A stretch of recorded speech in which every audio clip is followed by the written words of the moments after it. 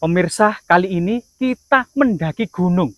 Jalan setapak dipenuhi dengan rimbunnya tetumbuhan. Sehingga kemudian oksigen murni, serta kemudian hijau-hijau yang menyehatkan mata dan pikiran kita. Serta menyehatkan fisik kita sambil menelisik jejak-jejak peradaban kerajaan di masa lalu.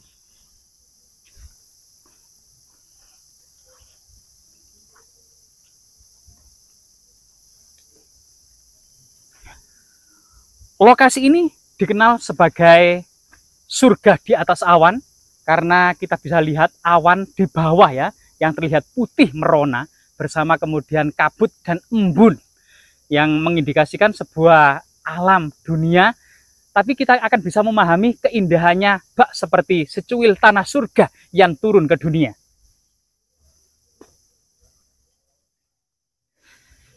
Pada masa lalu, peranan hutan dan gunung sebagai tujuan hidup pada masa falsafah peradaban kuno, di mana dalam peradaban kuno dikenal dengan adanya catur asrama yang keempat.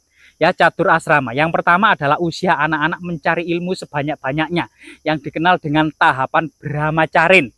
Yang kedua, atau brahmacari ya, yang kedua adalah tahapan grihasta, yaitu setelah kemudian ilmunya mumpuni, tahapan berumah tangga, membina keluarga, ini tahapan grihasta. Setelah kemudian anak-anak bisa mandiri, tahapan pensiun yang dikenal dengan wanaprasta. Ya, wana artinya hutan, prasta adalah kemudian pergi ke hutan, jauh dari kehidupan duniawi, jauh dari kehidupan keluarga, masyarakat, dan istana, kemudian untuk kemudian memperdalam dharma, fokus kemudian melepaskan segala ikatan yang bersifat duniawi ya, pergi ke hutan, sampai tahapan keempat yaitu sunyasa, fokus meditasi sampai menjemput moksa. Coba kita melihat kemudian jejak-jejak peradaban masyarakat dahulu di lereng gunung di gunung ini dalam kemudian menggapai wanaprasta dan sunyasa dalam menjemput moksa. Coba kita lihat.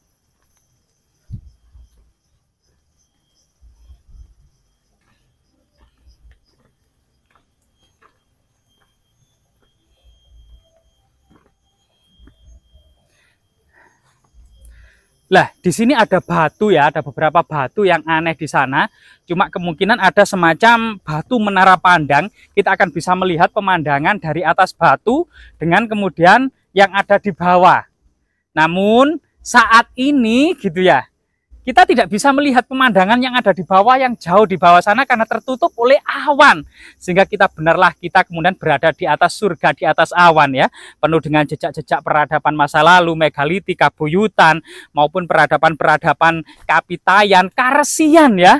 Dan memang Gunung Arjuna, Welirang, Anjasmara, dan Penanggungan ini tepat berada di sebelah timur selatan dari kompleks istana dan ibu kota kerajaan Majapahit yang ada di Trowulan, yang merupakan landmark atau latar belakang istana Trowulan. Dan ini merupakan sesuatu yang pemandangan yang sangat indah gitu ya, kota Trowulan yang ada di tengah, kipas aluvial dari Gunung Anjasmara, Welirang, Arjuna, dan Penanggungan, serta kemudian bersatu dengan Sungai Berantas di sebelah utara.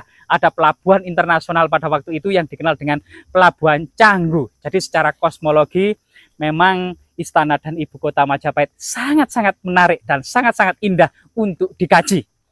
Jika kita menyusuri hutan dan gunung yang ada di selatan lereng Gunung Welirang ini ya, di selatan dari ibu kota kerajaan Majapahit, kita mencoba menggali berbagai macam jejak-jejak atau kesan-kesan atau pola-pola sejarah pada waktu itu.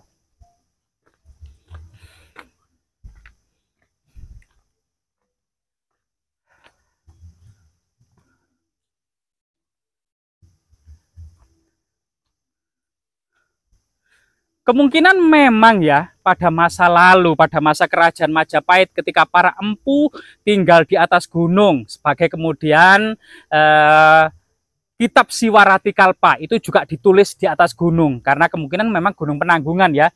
Jika dalam kitab itu jika kita melihat ke utara maka ombak lautan akan kelihatan. Jika kita ke barat dan menengok di bawah, ada asrama-asrama di pinggir sungai besar yang jeramnya sangat dalam, kemudian terbuat dari ijuk eno berjajar rapi, gitu ya. Kemudian asap mengepul dari dapur menyatu dengan awan.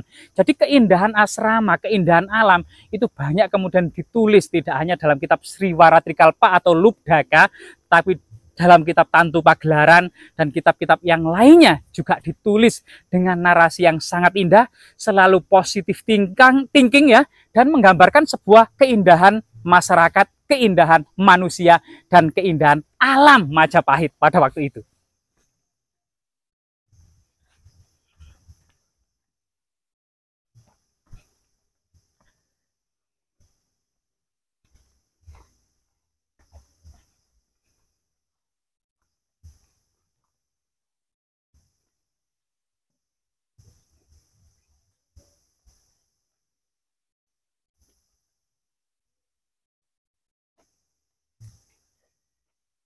Jika saat ini mungkin kita sudah tidak mendapati hewan-hewan liar ya, pada masa kerajaan Majapahit itu dituliskan bagaimana kemudian sekawanan banteng dan gajah kemudian terkejut karena berdatangan secara serentak sekawanan babi hutan. Begitu juga kijang menyala di antara semak-semak dengan tanduknya yang sangat indah, burung-burung kasuari, termasuk kemudian ayam hutan juga kemudian berterbangan karena terkejut. Saat ini memang tidak lagi ada sekawanan ayam hutan, babi hutan, sekawanan kijang, gajah, rusa, atau kemudian banteng liar dan kerbau liar.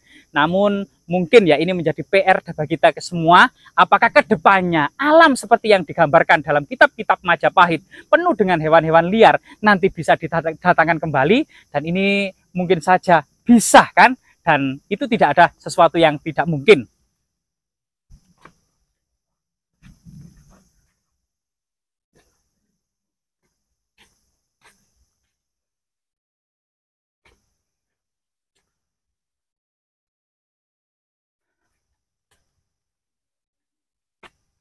Apakah mungkin perjalanan kita itu kesasar ya?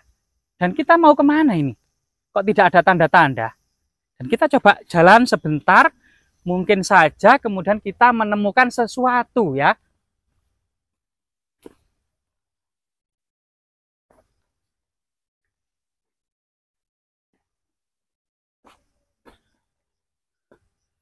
Kelihatannya kita kesasar ya. Kelihatannya kita kesasar. Dan kita coba kembali saja. Ya, seperti ini di alam itu cenderung memang tersasar. Apalagi ada juga legenda yang ada di tengah-tengah masyarakat tentang adanya akar mimang. Jadi akar mimang itu sebuah mitos atau legenda di mana siapa saja yang pertama kali masuk hutan dan melangkainya itu bisa dipastikan tersesat. Yang pertama kali masuk hutan ya, bukan masyarakat yang sudah familiar dengan hutan tersebut. Nah, ini.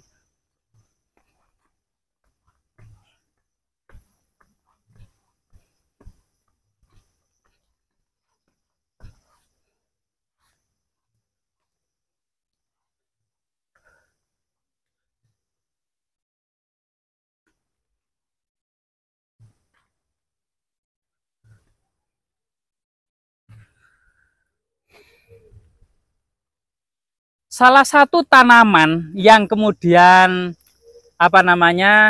banyak di area ini adalah tanaman pakis. Namun dari ribuan bahkan ratusan mungkin jenis spesies pakis, hanya ada beberapa saja yang bisa dimakan. Yang lainnya dianggap beracun.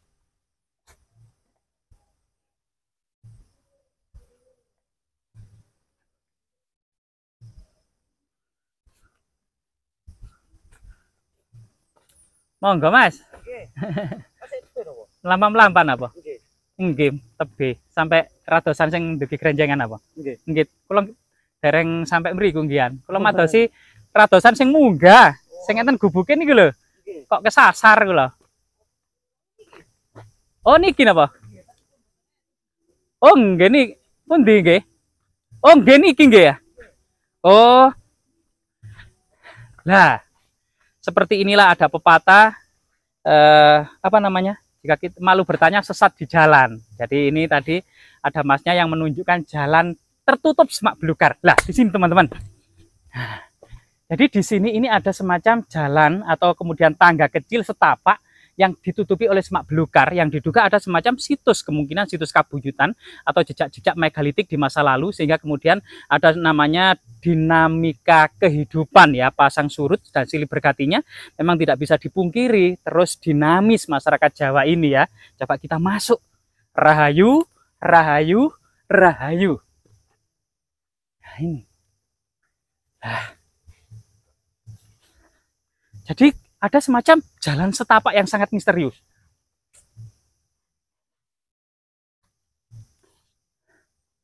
Nah, diduga di atas sana ada semacam kumpulan batu-batu besar, kemungkinan ada jejak kabuyutan atau jejak megalitik ya, di mana kemudian menhir pada masa lalu itu terus dilestarikan di desa-desa sebagai situs kabuyutan ya. Dan ini dibedakan dari para penganut agama Buddha Mahayana di bawah naungan pejabat tinggi agama Dharma Daksa Kasogatan.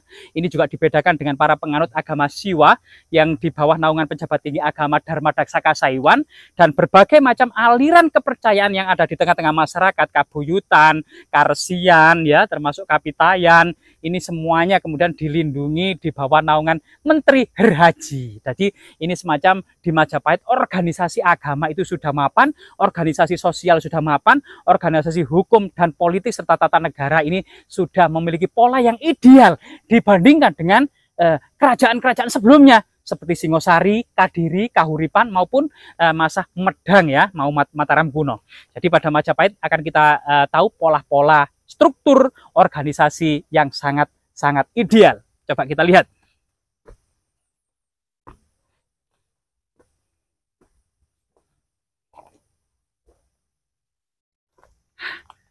Di sana, teman-teman, di sana. Rahayu, Rahayu, Rahayu. Jadi cerita-cerita yang berkembang di tengah-tengah masyarakat saat ini memang area Sunan Pangkat ini selain diziarahi masyarakat secara luas, gitu, terutama para aktivis bandengan atau jaranan itu sering juga melakukan ziarah-ziarah di Sunan Pangkat termasuk area-area sekitar. Diduga memang di sini juga pernah menjadi situs ziarah pada waktu itu ya. Saat ini memang kondisinya kurang terawat, tapi beberapa yang mengetahui dan tidak banyak orang yang mengetahui juga masih melakukan semacam religi di sini.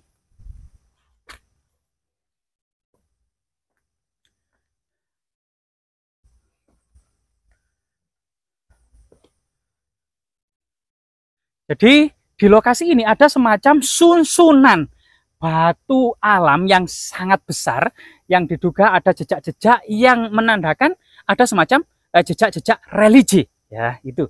Jadi sebelum kita tahu jejak-jejak religi, di sini ada sayur pakis ya. Jadi ini adalah salah satu tanaman sayur pakis yang bisa dimakan. Jadi ada beberapa banyak jenis tanaman sayur yang tidak bisa dimakan. Ini ada satu jenis dan ini adalah jenis yang lainnya ya. Jadi ini kita sudah mendapati dua jenis tanaman sayur yang bisa dimakan. Ternyata sayur pakis ini memiliki makna sejarah yang panjang dalam penaklukan Pulau Bali oleh Patih Gajah Mada. Jadi Patih Gajah Mada dalam penaklukan Bali itu diduga Bali itu terdiri dari kerajaan dua, kerajaan Bali Utara yang dipimpin oleh seorang Raja Lalim dan kerajaan Bali Selatan yang dipimpin oleh Raja Bijaksana. Pasukan Majapahit bekerja sama dengan kerajaan Bali Selatan untuk kemudian menaklukkan Bali Utara.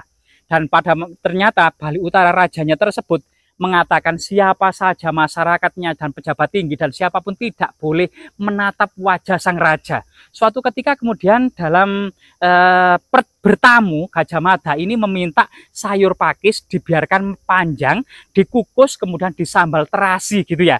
Kemudian setelah dicelupkan sambal terasi, kemudian dimakan dengan cara kemudian diulur dari ujungnya dengan cara mendongak seperti ini.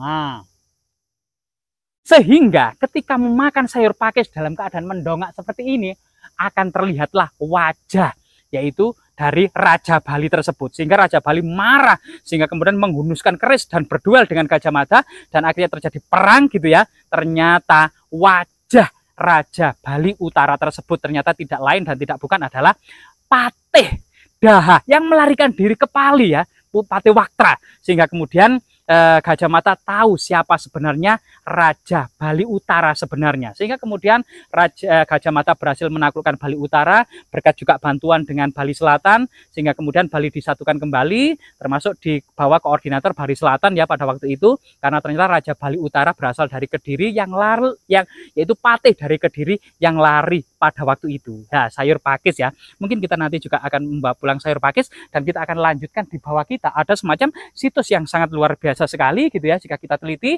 Rahayu, rahayu, rahayu. Nah ini ada lubang ya yang cekungan, kemungkinan semacam jejak-jejak batu dakon atau batu lumpang, mungkin bisa di zoom ya. Dan di sini ada semacam jalan ya, ke kiri ada jalan tangga ya, seperti semacam struktur punden berundak-undak pada masa lalu. Dan di sini juga ada semacam struktur atau tangga punden berundak-undak ya, atau mungkin teras berundak pada masa akhir-akhir ini. Banyak yang mencatat sejarawan itu teras berundak sebagaimana yang ada di lereng Gunung Penanggungan. Rahayu, rahayu, rahayu. Rahayu, rahayu, rahayu. Rahayu, rahayu, rahayu. Ong wilaheng sekaring jagat bawana langgeng sekaring kacang sekaring mayang mbah putunipun sowan mbah. Jadi di lokasi ini ada jejak-jejak religi, semacam kemudian persajian ya, dari takiran ini akan kita bisa lihat. Dan di sini ada sesuatu yang ditutup ya, ternyata kemudian berisi arang yang kemungkinan untuk perdupaan atau kemenyan ya, untuk membakar berdupa atau kemenyan. Sehingga kemudian situs ini menjadi bagian dari situs religi. Dan batu yang sangat besar, menhir ini malah mirip dengan kepala naga raksasa yang bertapa membatu, serta batu dolmen atau meja batu kecil, dan ini kemungkinan meja batu besar atau dolmen besar ya, yang ada di depannya. Keberadaan kemudian menhir dan domel pada masa prasejarah yang dilanjutkan pada masa kerajaan Majapahit dalam konteks agama kabuyutan ini memiliki banyak fungsi, antara lain memang lambang kesuburan, peringatan, bersemayamnya arwah-arwah leluhur atau nenek moyang, tempat mengikat binatang kurban, tetap bermusyawarah para tetua desa gitu ya, termasuk kemudian apa namanya lambang-lambang persajian yang terus lestari hingga saat ini. Semoga kemudian situs ini jika kita lihat ke atasnya mungkin ya, dan di sini ada jalan setapak yang menghubungkan ke atas. Rahayu, rahayu, rahayu. Nah, di sini juga apa namanya ada batu yang menyerupai gunungan ya. Gunungan pada masa lalu atau gunung juga dianggap sebagai tempat bersemayamnya arwah-arwah leluhur, tempat bersemayam para dewa dalam situs religi. Gunung juga dianggap suci. Jadi kemudian gunung juga merupakan tujuan obsesi menggapai muksa. Para pertapa yang sudah lanjut usia atau merasa ajalnya hampir tiba berjalan terus sampai puncak gunung. Di atas puncak gunung ada yang mengitari gunung tanpa bekal sedikit pun hingga muksa. Ada yang dalam perjalanannya sudah muksa. Ada yang kemudian berhari-hari di puncak gunung menunggu sampai kemudian muksa. Jadi ini sesuatu obsesi moksa pada masa kerajaan Majapahit juga sangat berkembang sekali ya, terutama para pensiunan, para pejabat kerajaan Majapahit. Dan di sini ada semacam larangan ya, ada tulisan larangan. Nah, di sini. Nah, di sini ada tulisan larangan dikencing di sini. Jadi di sini dianggap sampai saat ini sebagai sebuah situs area suci ya. Semoga bermanfaat.